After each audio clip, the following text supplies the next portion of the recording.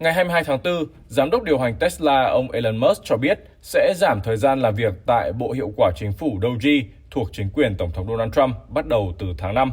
Ông Musk cho biết sẽ chuyển trọng tâm công việc sang điều hành các công ty riêng, đồng thời khẳng định phần lớn công việc tại tổ chức Doge đã hoàn tất.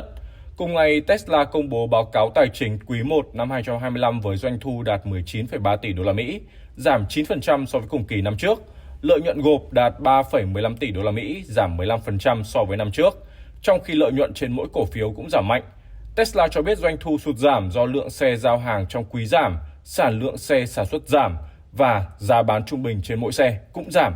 Hãng cảnh báo sự bất ổn trong ngành ô tô và năng lượng tiếp tục gia tăng, đặc biệt do các thay đổi trong chính sách thương mại toàn cầu. Tesla nhận định chính sách thuế quan hiện nay của chính quyền ông Donald Trump sẽ ảnh hưởng lớn hơn đến mảng năng lượng so với mảng ô tô, đồng thời khẳng định trí tuệ nhân tạo AI là một trong những trụ cột phát triển chính trong chiến lược dài hạn.